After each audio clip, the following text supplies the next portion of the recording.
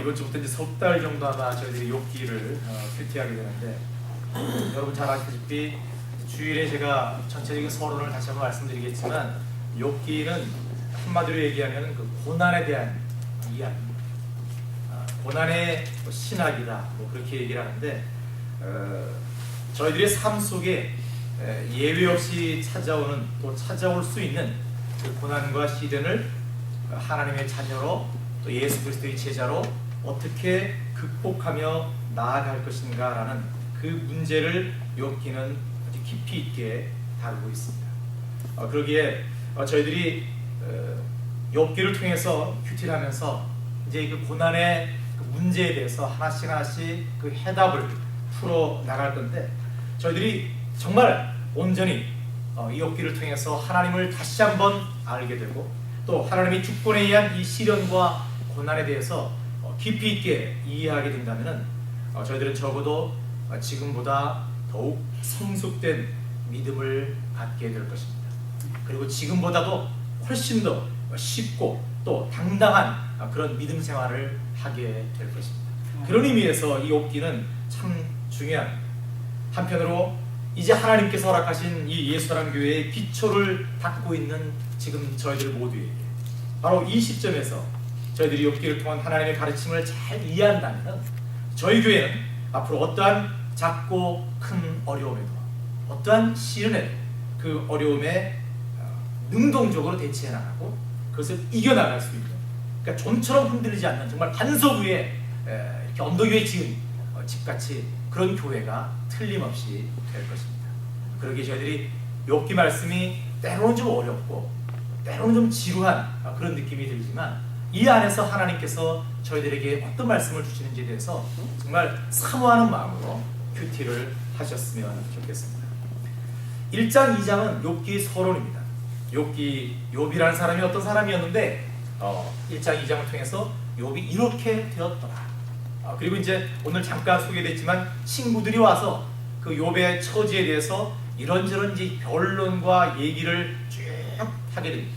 그러면서 욥이 다시 한번 하나님을 깊이 있게 대면하게 되고 또 하나님의 말씀을 통해서 이 고난과 또 우리의 인생이 어떠한 것인지를 깨닫게 된다는 것이 전체의 줄거리고, 그리고 나중에 하나님께서 그 고난을, 그 역경을 이겨낸 욥에게 처음보다 더 큰 복을 허락하였더라라는 것이 전체의 그림입니다. 그렇다면 저희들이 이제 서론부라 할 수 있는 2장의 말씀 안에서 저희들이 고난을 맞았을 때, 오늘 제목처럼 고난을 마주하게 되었을 때 우리가 어떻게 해야 되는지에 대해서 한번 하나씩 그 답을 찾아가도록 하겠습니다.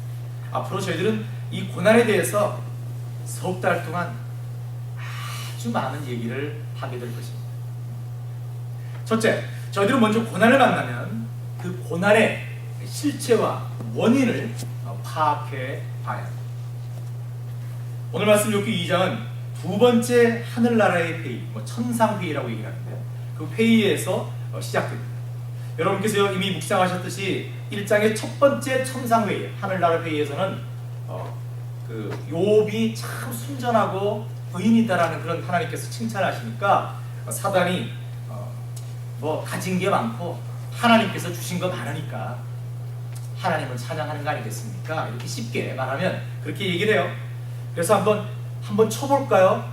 저 사람 한번 갖고 있는 거 다 뺏어볼까요? 여전히 하나님을 찬양하는지 그렇게 얘기를 합니다. 하나님께서 허락하시죠? 그래서 다 뺏어갑니다. 정말 끔찍할 정도로 뺏어갔습니다. 그랬는데 여전히 욥은 하나님을 향해서 어리석게 원망하지 않았습니다. 다 이뤘음에도 불구하고 하나님을 찬양했습니다. 여기까지만 보더라도 욥은 대단한 믿음의 사람이었다, 의인 중에 의인이었다라고 생각할 수 있습니다.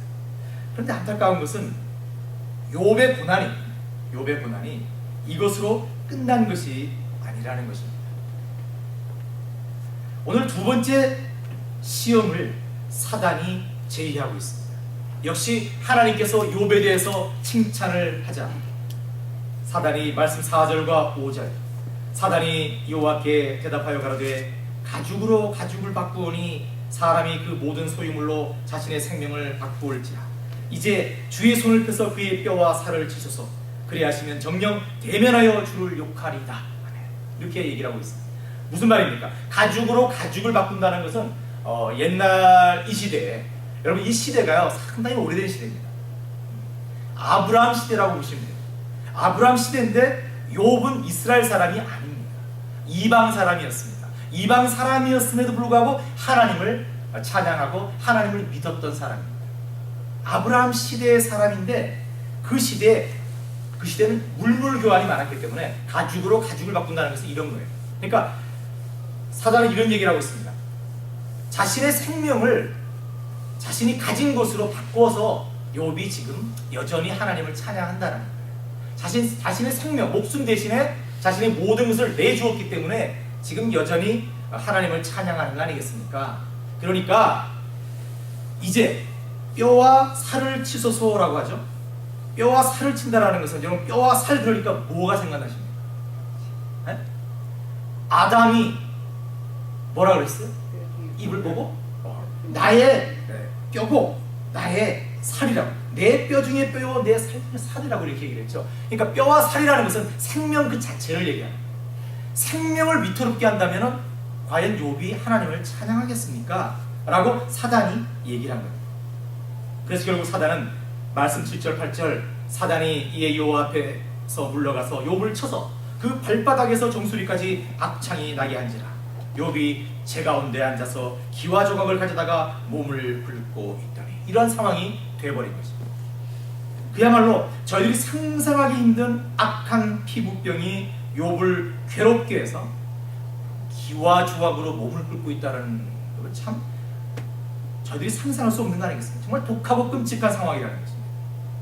이것이 바로 저희들이 알아야 할 고난의 실체의 모습입니다.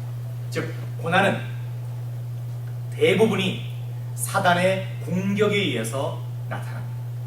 하나님께서 저희들에게 물론 욥도 그 부분의 한 부분이지만 저희들의 믿음을 더욱 성숙시키기 위해서 고난을 허락하시고 고난에 처하기도 하실 때가 있겠지만 대부분의 고난은 사실은 저희들의 믿음 없음과 저희들의 어떤 연약함 때문에 사단이 저희들을 넘어뜨리기 위해서 공격하는 것이다 라고 해석을 해도 틀리지 않습니다. 여러분 사단은 이렇게 집요합니다. 사단은 저희들의 삶에 찾아와서 아주 적당한, 저희들이 견딜 수 있을 만큼의 가벼운 시험만을 던지는 존재가 아닙니다. 한 번 툭 던지고 그 다음 이어서 두 번, 그 다음 세 번 계속해서 사단은 공격합니다. 아마 여러분께서도 충분히 이러한 경험을 하셨을 거예요. 예를 들어 저희들이 어떤 한 가지 어려운 문제를 안고 하나님께 나아가고 기도하고 씨름하고 있는데 이 문제를 수습하기도 전에 다른 문제가 툭 터질 때가 있습니다. 아니 한두 가지가 아니라 연쇄적으로 꼬리에 꼬리를 물고 어려움과 아픔이 저희들에게 정말 물밀듯이 닥칠 때가 있습니다. 왜 그렇습니까? 오늘 말씀에서 보듯이 사단은 그만큼 집요하기 때문에 사단은 저희들을 무너뜨린다는 그 목적을 위해서는 그들은 수단 방법을 가리지 않게 하는 것입니다. 사단은 욥을 넘어뜨리기 위해서, 저희들을 넘어뜨리기 위해서 온갖 계략과 전술을 다 써서 공격합니다. 저희들이 이런 사단의 특성을 아는 것이 중요합니다. 우리 손잡이 보듯이 지피지기면 백전백승이라고 사단이 어떠한 특성을 갖고 있다, 사단은 어떠한 공격을 한다라는 것을 저희들이 알 필요가 있다는 것입니다. 저희들이 고난의 실체를 파악하는 데 있어서 놓치지 말아야 할 것은 또 말씀 9절에 있습니다. 말씀 9절 보시죠. 그 아내가 그에게 이르되 당신이 그래도 자기의 순전을 굳게 지키느뇨 하나님을 욕하고 죽으라. 너무 무섭지 않습니까? 사단이 이 정도입니다. 사단은 저희들의 가장 약한 점을 건드리고 바로 그것을 이용해서 공격합니다. 사단은 극도의 고통을 견디고 있는 욥에게 이제 사람을 통해서, 그것도 가장 가까운 사람을 통해서 공격합니다. 그리고 이 공격은 아주 치명적입니다. 욥이 당한 악창이 육체적인 고통으로 끝난다면 지금 아내의 저주는 그야말로 욥에게 정신적인 치명타를 날리는 것입니다. 여러분, 육체적인 고통이 견디기 힘들어서 삶을 포기하는 사람들은 그렇게 많지 않습니다.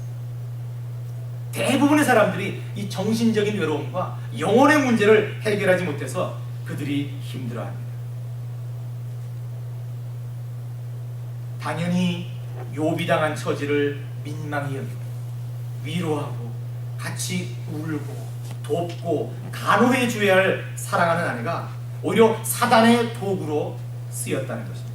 왜 그렇습니까? 왜 욥의 아내가 사단의 도구로 쓰였습니까? 그것은 당연히 지금 하나님을 저주하는 그런 얘기를 하는 것처럼 눈에 이 욥의 아내의 믿음은 현실적인 눈에 보이는 것에 의해 흔들릴 만큼 가볍고 얄팍했기 때문이라는 것입니다. 그래서 바로 그런 사람들을 골라서 사단이 썼다는 겁니다. 저희들이 삶을 사는 가운데도 이러한 비슷한 경험을 할 때가 있습니다. 저희들은 저희들의 삶에 어느 정도 고통과 시련이 있을 것이다. 그러기에 저희들은 믿음으로 받아들일 수 있고 이해할 수 있다. 여기까지는 저희들이 고백할 수 있습니다. 잘 할 수 있을 것 같아요. 그런데 여러분, 믿음 생활하면서 가장 힘들게 하고 저희들을 아프게 하는 것이 뭡니까? 그것은 바로 저희들이 신뢰하고 사랑하고 의지하던 사람들에 의해서 배신을 당할 때, 그들이 내 곁을 떠날 때입니다. 한 길을 가고 있다고 믿었던 그 사람이 저와는 다른 길을 가거나 다른 길을 가고 있는 저를 향해서 뭐라고 끊임없이 얘기하고 저주할 때, 저희들은 이렇게 얘기합니다. 어떻게 그 사람이 그럴 수가 있느냐? 내가 그 사람한테 어떻게 했는데, 내가 그 사람을 얼마나 사랑했는데, 그런 푸념을 할 때가 있습니다. 아마 인생을 어느 정도 사시고 또 신앙생활을 어느 정도 하신 분이라면 다 이 부분을 공감하실 것입니다. 그런데 오늘 말씀을 보십시오. 욥도 아내에게 저주의 말을 듣습니다. 그리고 이것은 사단의 악한 전략 가운데 하나라는 것을 저희들이 압니다. 사실 저와 별로 가깝지 않은 사람이 저를 배신하고 저를 향해서 손가락질하고 비판한다는 것은 뭐 참을 수 있습니다. 상관없는 사람이니까. 그렇죠? 뭐 사람마다 어떤 문제를 두고 당연히 생각이 다를 수 있기 때문에 그럴 수 있다라고 체념할 수 있습니다.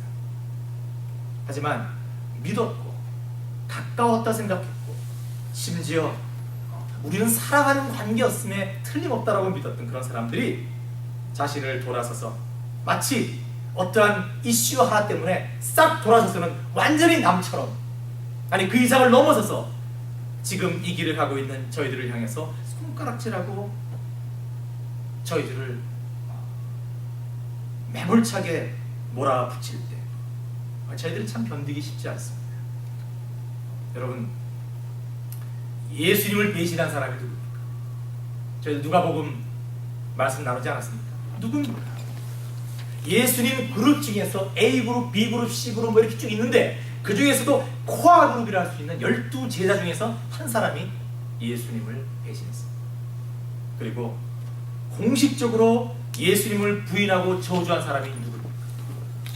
예수님을 가장 사랑한다고 고백했던 바로 베드로였다는 것을 잊지 마십시오. 그리고 바로 그 두 사람은 성경 말씀에 그대로 있듯이 예수님께서 그렇게 말씀하셨듯이 바로 사단이 작정하고 꾸민 일이라는 것을 저희들이 잘 압니다. 얼마나 예수님께서 아프셨겠습니까? 저는 이런 말씀을 보면서 예수님께서 정말 히브리서 4장 15절에 있는 말씀처럼 모든 일에 우리와 한결같이 시험을 받은 자라는 그 말씀이 얼마나 감사한지 모릅니다. 예수님이 저희들이 겪은 것, 그 어떤 것도 다 겪으셨다는 것, 그게 얼마나 감사한지 모릅니다. 그렇기 때문에 그 모든 것들을 겪으셨기 때문에 저희들을 민망히 여기시는 거죠. 그렇기 때문에 저희들을 불쌍히 여기시는 거죠. 그렇기 때문에 저희들을 위해서 기도하시는 거죠. 그러기에 저희들 삶에 어떤 고난을 당하고 또 그 고난과 더불어 사람들과의 관계마저 흔들리는 그런 아픔을 겪을 때 저희들은 곧바로 이 상황을 직시할 수 있어야 합니다. 무엇입니까? 그렇구나, 내 믿음이 흔들리는구나, 내가 뭔가 영적으로 흔들렸구나, 사단이 그래서 나를 시험하는구나. 바로 저희들을 힘들게 하는 바로 그 사람, 또는 사람들을 저희들이 미워하고 왜 저 사람이 저렇게 변했지? 왜 저 사람 저렇지? 그 사람이 나한테 그릇이 똑같이 그들을 미워하는 것이 아니라 저 사람이 영적인 어떤 문제가 있구나. 그래서 사단에 잡혀서 그런 도구가 되었구나 라는 생각을 하면서 오히려 그런 사람들을 위해서 기도해 줘야 한다는 것입니다. 하나님, 저 사람이 저런 사람이 아니었습니다. 하나님께 믿음을 갖고 예수 그리스도를 구주로 쫓아가는 제자였습니다. 하나님, 그런데 왜 이런 상황이 되었습니까? 하나님 도와주시옵소서. 하나님, 저 사람을 바로 세워주시옵소서. 사단의 사슬에서 끊어주시옵소서. 하나님, 온전히 하나님의 자녀로, 예수 그리스도의 제자로 돌아올 수 있도록 하나님 역사해 주시옵소서. 저희들이 바로 그러한 공격을 받을 때 반대로 기도해야 된다는 거예요. 우리 교회 내에서도 마찬가지입니다.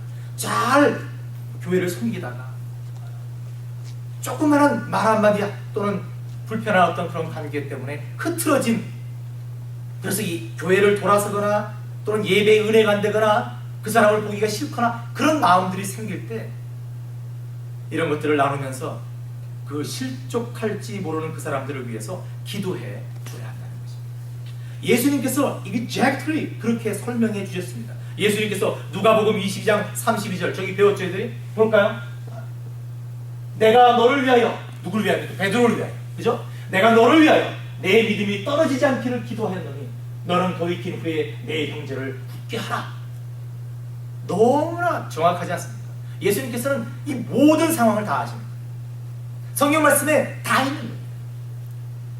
그러기에 저희들이 혹시나 그런 상황이 처했을 때, 저희들을 향하여 그런 독한 화살들이 날아올 때, 그 화살을 던진 또는 쏜 사람들을 향하여 똑같이 우리가 갚아 나가는 것이 아니라 하나님, 사단에 잡힌 저 사람을 구해 주시옵소서. 기도하는, 예수님처럼 기도하는 그런 저희들의 모습이 필요합니다. 하나님, 저들이 돌이킨 후에 우리 공동체를 굳게 하는 그런 일꾼으로 삼아 주시옵소서. 이렇게 저희들이 기도해야 한다는 것입니다. 어쩌면 오늘 말씀을 보면서 그런 생각을 했습니다. 우리 예수사랑교회 성도님들, 특히 이렇게 수요 예배에 열심히 예배를 위해서 나오시는 모든 분들이 어쩌면 고난의 길을 가고 있는 분들이다라는 생각이 들었습니다. 개척교회를 섬기다는 자체가 고난일 수 있습니다. 물론 지난 시간에 하나님께서 부어주신 은혜가 너무 커서, 너무 아름다워서 이 힘듦과 어려움을 잘 이겨내고 있지만, 여러분 모두가 정말 한 사람이 여러 사람의 몫을 하셔야 되기 때문에 힘들다는 것을 알고 있습니다. 그런데 안타까운 것은 이 문을 나가서 또 많은 세상 사람들을 만나게 되면 역시 여전히 저희들을 향하여 이런저런 쑥덕거리는 그런 싫은 소리를 들을 때도 있다라는 것입니다. 그런데 여러분, 오늘 말씀을 보십시오. 가장 사랑했던 아내가 저주했습니다. 사단에게 잡혔기 때문에 그렇습니다.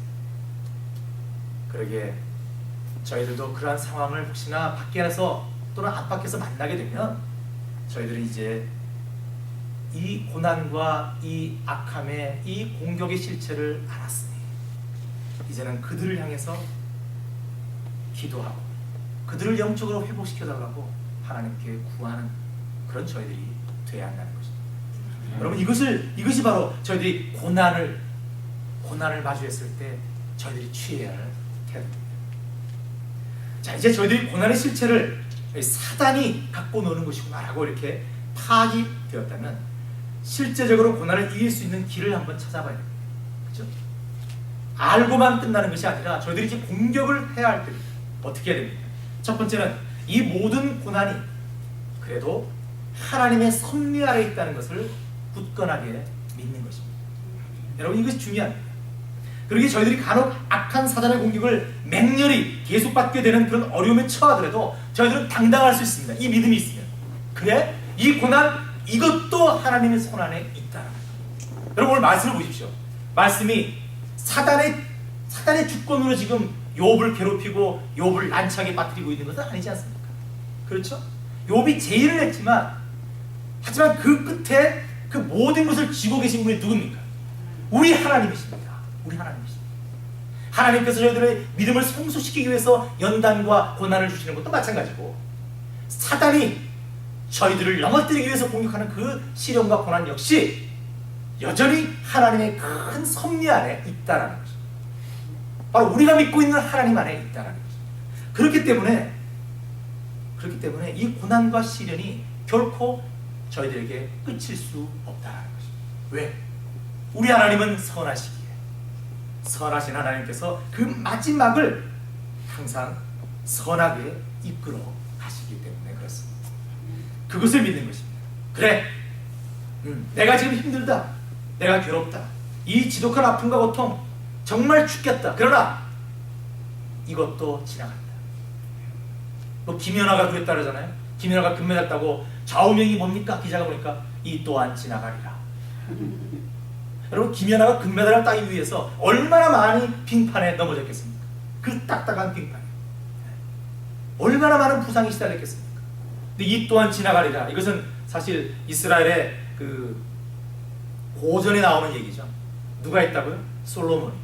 솔로몬이 이 얘기했다는 거 아니에요? 이 또한 지나가리라. 그렇게 생각하고, 이거보다 더 적극적으로 하나님께서 모든 것을 주장하시니 괜찮다, 하나님의 섭리 안에 있으니 나는 괜찮다, 이런 믿음이 저희들한테 필요하다는 것입니다.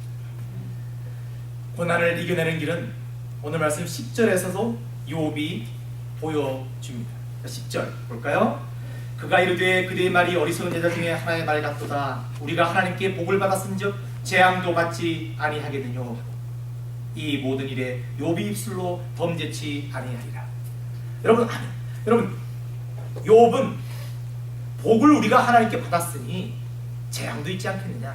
하나님의 주권을 인정했다는, 모든 것이 하나님의 주권에 달려있는 것이 아니다. 하나님의 섭리고 하나님의 주권이다. 그러니 괜찮다. 하나님의 주권이기에 나는 참을 수 있다. 이렇게 얘기를 한 겁니다.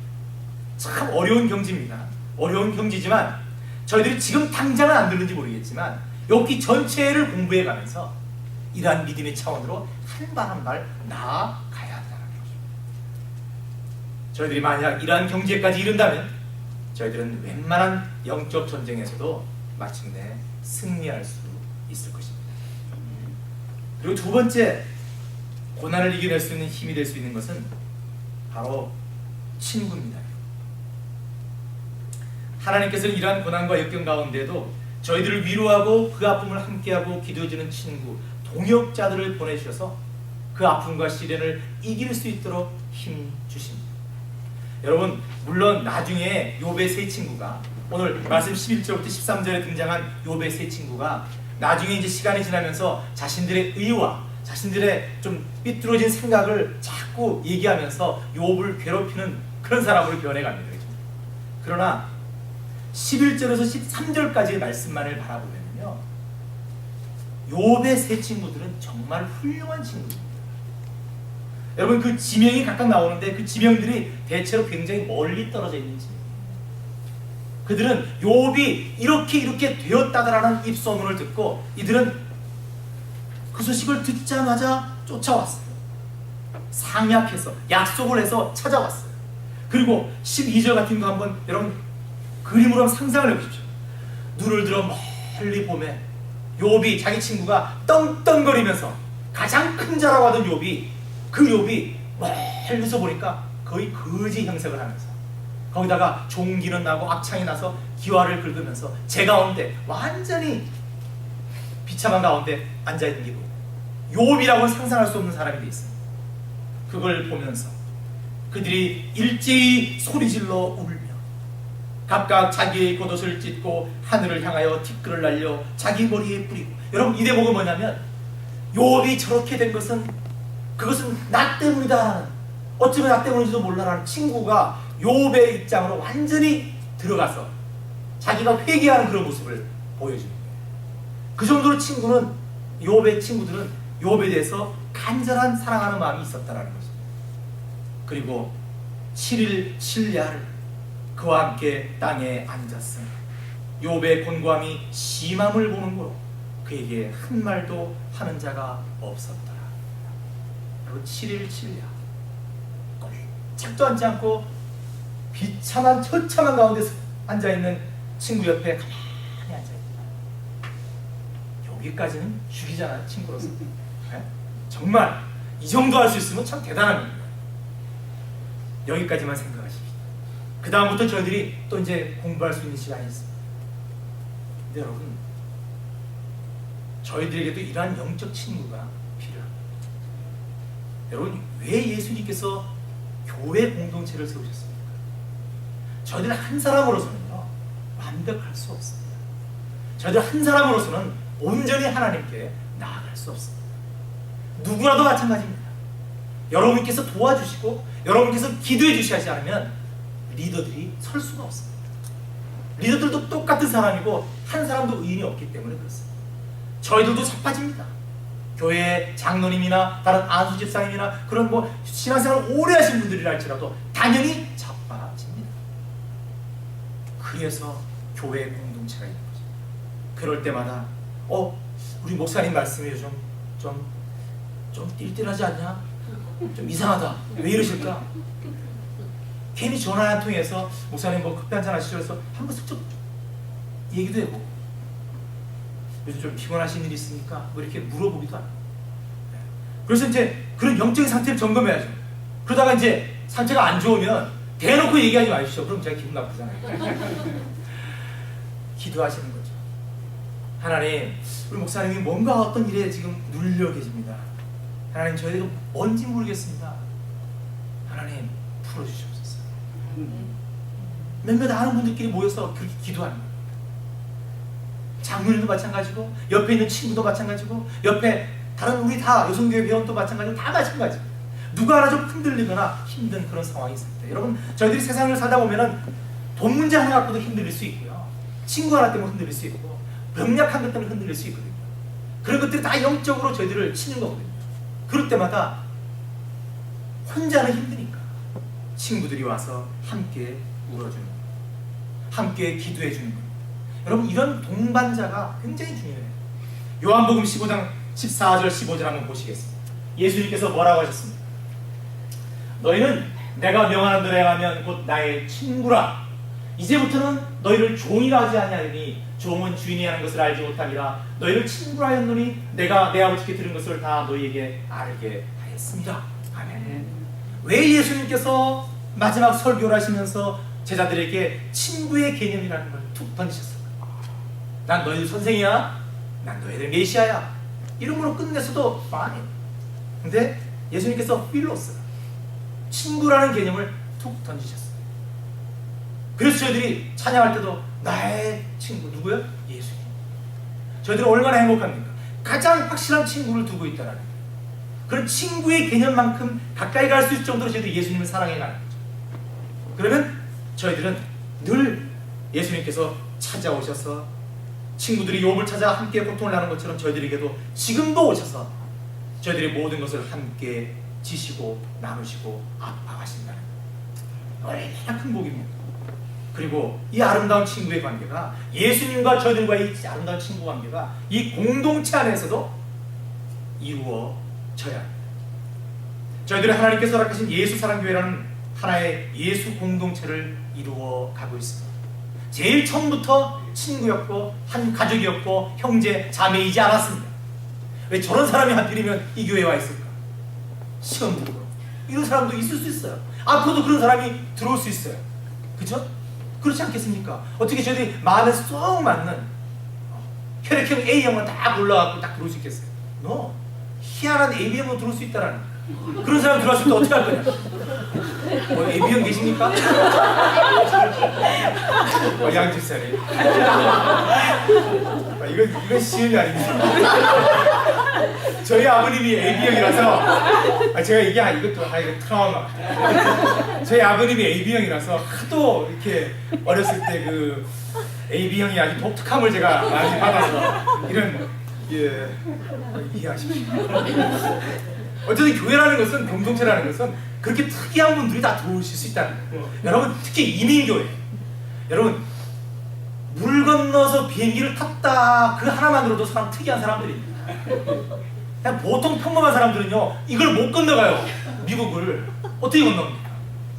다 건너왔어. 그리고 혼자 꿋꿋하게 살아가요.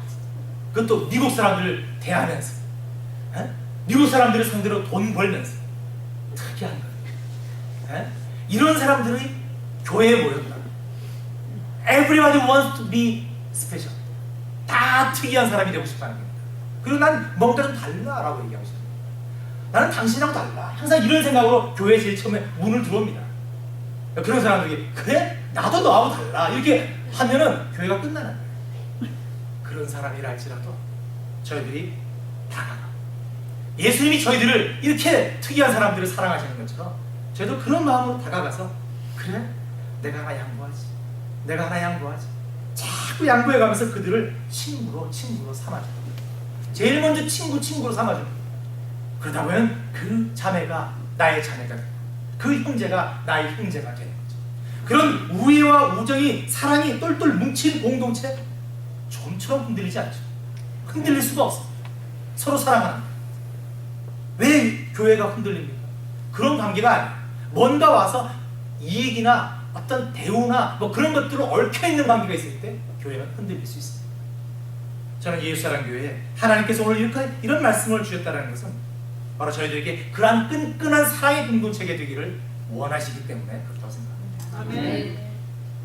얼마 전에 제가 친구로부터 우리 여성교회 큐티 나눔방에서 나눴는데 카카오톡 문자를 받았습니다. 거기에 단명하는 사람들과 장수하는 사람들의 차이가 뭐냐 쫙 나왔는데 결론이 뭐냐면 장수하는 사람들은 친구가 많았다는 거죠. 반면에 단명하는 사람들은 친구의 수가 적었다는 거예요. 이게 딱 맞다라고 말할 수 없습니다. 그러나 통계적으로 이럴 수도 있다라고 할 수 있다라는 거예요. 저는 어느 정도 정신적인 문제에 있어서는 고개가 끄덕일 수 있다라는 생각을 했어요. 영적으로는 더하다고 생각했어요. 그러면서 친구란 그러면서 쭉 친구의 정의를 소개했는데 그 중에 몇 가지만 소개해드리면 이렇습니다. 친구란 쓰러져 있을 때 곁에서 무릎 꿇어 일으켜주는 사람이다. 친구란 슬플 때 기대어서 울 수 있는 어깨를 가진 사람이다. 친구란 내가 울고 있을 때 그의 얼굴에도 눈물 몇 가닥이 보이는 사람이다. 친구란 나의 무거운 짐을 조금이라도 가볍게 들어주는 사람이다. 그리고 마지막으로 좀 글자 크기를 크게 해서 당신이 나의 친구라서 고맙습니다. 당신이 나의 친구기에 나는 오래 살 것 같습니다. 이렇게 딱 보냈더라고요. 그래서 나도 그런 노래 인터넷 했어요. 친구를 많이 준다는 것은 여러분 장수하는 비결이에요. 왜 그렇습니까? 우리가 영적인 친구를 많이 두면 만나서 무슨 얘기 하겠습니까? 늘 하나님 얘기를 하는 거죠.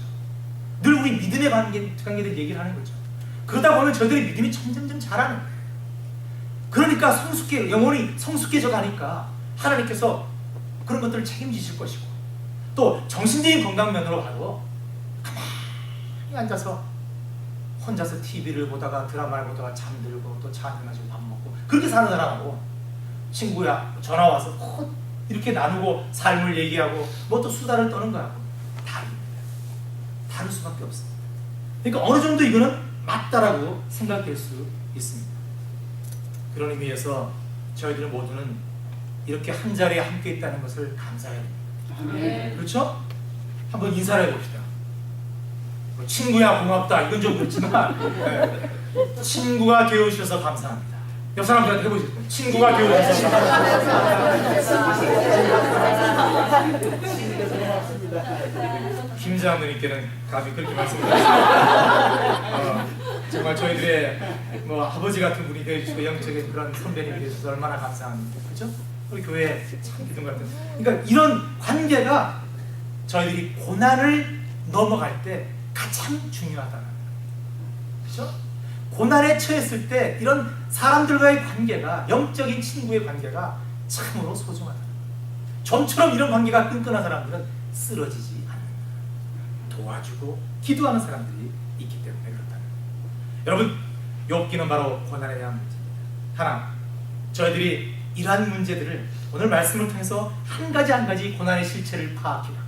그 고난을 이길 수 있는 방법을 하나하나 찾아간다면 저희들에게 앞으로 닥칠 고난 또 어쩌면 저희들이 아직 모르는 각각의 지금 현재의 고난 그 또한 우리가 이길 수 있다는 것을 믿으시기 바랍니다. 아멘. 하나님께서 이 말씀을 주신 것은 앞으로 예수사랑교회에 혹시 미치게 될지도 모르는 그런 고난도 능히 당당하게 쳐내면서 이겨나가라는 그런 뜻으로 주셨다고 믿습니다. 아멘. 이겨나가십시오. 아멘. 기도하겠습니다. 하나님 감사합니다. 욥기를 통해서 다시 한번 저희들이 이 삶에 나타나는 그 많은 고난과 시련을 어떻게 이겨나가야 되고 어떻게 영적으로 정말 받아들여야 되는지를 가르쳐 주시니 감사합니다. 하나님, 무엇보다 한 교회를 섬기는 공동체로서 정말 형제, 자매, 친구로서 이 사랑의 관계를 더 잘 이끌어가므로 말미암아 이런 고난들을 이겨나가기를 소원합니다. 예수사랑교회는 어떠한 고난이 와도 개인적으로나 교회적으로나 그 모든 것들을 사랑으로 물리칠 수 있도록 하나님 저희들에게 능력과 힘을 허락해 주시옵소서. 그리하여 이 놀라운 사랑을 세상에 전파, 이 교회로 많은 사람들이 오일 수 있도록 하나님 역사하여 주시옵소서. 감사드리며 예수 그리스도 이름 받들어 기도드립니다. 아멘.